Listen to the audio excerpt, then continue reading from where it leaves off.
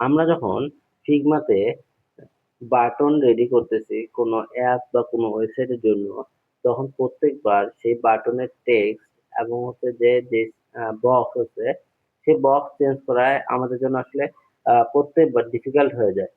তো এইটার জন্য সব থেকে উম, বড় যেটা ওয়ে, সেটা হচ্ছে যে ফিগমার যে বাটন আছে সেটাকে অটো লেআউট করে নেওয়া। অটো লেআউটের মাধ্যমে যেটা হবে যে আপনি যে কোনো বাটনকে, যে কোনো কন্টেন্ট, যে কোনো টেক্সট যে আপনি দেওয়ার সাথে সাথে সেই বাটনটা অটো রিসাইজ হয়ে যাবে। তো যদি আমরা, এবং আপনি যেই অটো রিসাইজ হয়ে যাচ্ছে আপনার টেক্সটের সাইজ অনুযায়ী, আপনার যদি টেক্সট ছোট হয় তাহলে সেটা ছোট সাইজের বাটন হচ্ছে, যদি এটা বড় হয় তাহলে বড় সাইজের বাটন হচ্ছে। এবং এই ভিডিওতে আমরা আজকে দেখব how to make a button using auto layout in Figma. যারা বিগিনার আছে তারা প্রথমে একটা জিনিস ভুল করি, সেটা হচ্ছে যে আমরা প্রথমে যখন বাটন তৈরি করতে যাই তখন প্রথমে আমরা একটা রেক্টেঙ্গুলার শেপ নেই, দেন টেক্সট লিখে দুইটাকে আমরা গ্রুপ করি। তো যখনই আমরা হচ্ছে যে কন্টেন্ট চেঞ্জ করতে যাই তখন দেখা যায় যে বাটনটাকে আমাদের ম্যানুয়ালি রিসাইজ করতে হয়। তো অটো লেআউট যেটা করছে, অটো লেআউট হচ্ছে, auto layout can be used, মানে auto layout can be used on a frame that design. আপনি আপনার কন্টেন্ট, আপনার হচ্ছে যে যে কোনো কন্টেন্ট অনুযায়ী সেই অটো লেআউট তার ধরন পরিবর্তন করে, সাইজ পরিবর্তন করে নেবে, এবং এটা আপনার টাইম এবং আপনার হচ্ছে ডিজাইনকে রেসপন্সিভ করবে। Hello, I am Fahim, I am a UI UX designer. Today we are Today I am sharing how to make a button using auto layout in Figma. তো এইটা আসলে একটা বিগিনার ভিডিও। যারা অনেকে আমরা হচ্ছে যে যারা হচ্ছে যে গ্রুপ করে বাটন তৈরি করি, তারা এখন থেকে আসলে আমরা অটো লেআউটের দিকে চলে যাব। কারণ এভরি সিঙ্গেল জব ডিসক্রিপশনে যদি আপনি দেখেন তাহলে দেখবেন যে অটো লেআউটটাকে তারা ম্যান্ডেটরি হিসেবে রাখছে। তো যদি আমরা আমাদের কম্পিউটার স্ক্রিন চলে যাই, আমরা এখন একটা বাটন রেডি করব। সেটার জন্য আমরা প্রথমে আমাদের যে টেক্সট টুলটা আছে, সেই টেক্সট টুলের মাধ্যমে আমরা যে কোনো কন্টেন্ট আগে লিখবো। সেটা হচ্ছে যে যদি আমি এখানে একটা কন্টেন্ট লিখি যে সাবস্ক্রাইব,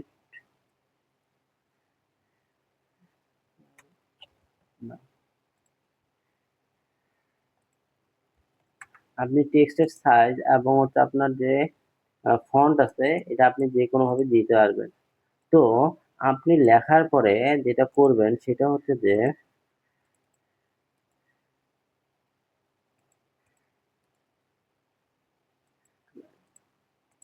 আমি একটা টেক্সট লিখলাম, এই টেক্সটটা লেখার পর যদি আমি আমার কম্পিউটারের মধ্যে শিফট এ দেই তাহলে দেখবো যে এটা প্রত্যেক একটা অটো লেআউটে চলে আসছে।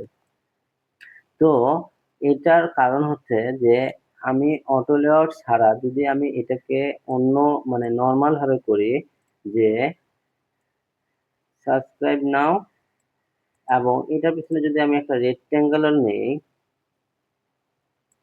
তাহলে দেখব, এখন এই দুটোকে আমি যদি গ্রুপ করি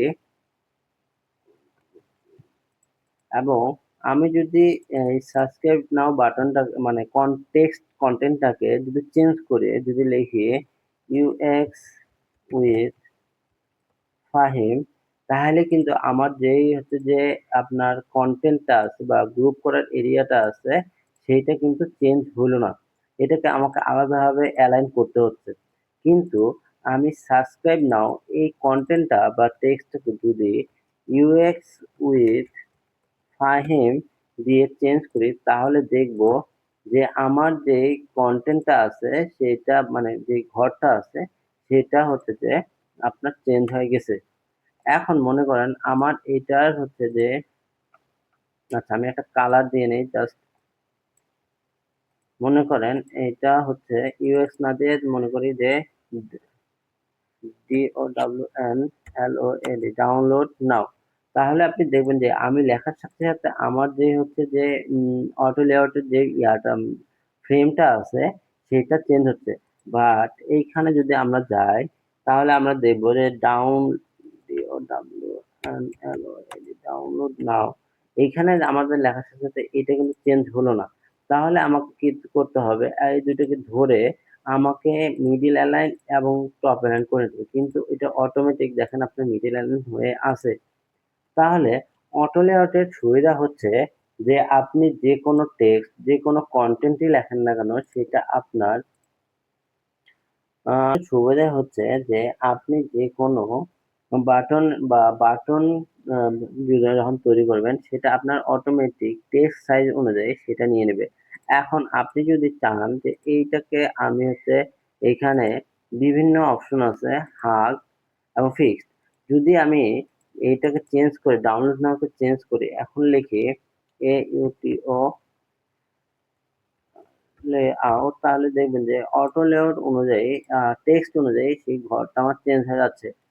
তাহলে আমরা দেখলাম যে একটা মানে বাটন কিভাবে অটো লেআউটের মাধ্যমে কিভাবে তৈরি করতে হয়। আপনি যদি ফিগমাতে একবারে নতুন হয়ে থাকেন তাহলে অটো লেআউট যেটা আছে সেটাতে আপনাকে মাস্টার হতে হবে। বিকজ অটো লেআউট আপনার প্রত্যেকটা সেকশন, প্রত্যেকটা এলিমেন্ট আপনাকে অটো লেআউট করতে হবে। Follow my channel for the next video where I will show you the card design using the Figma auto layout. আমরা অনেকেই অনেক সময় দেখি যে ফিগমাতে যে কার্ড আমরা বানাই বা অনেক ডিজাইনের ক্ষেত্রে কার্ড তৈরি করা থাকে, সেটা কিভাবে অটো লেআউট করা যায় সেটা আমরা নেক্সট ভিডিওতে দেখব। তো ততক্ষণ পর্যন্ত থ্যাংক ইউ।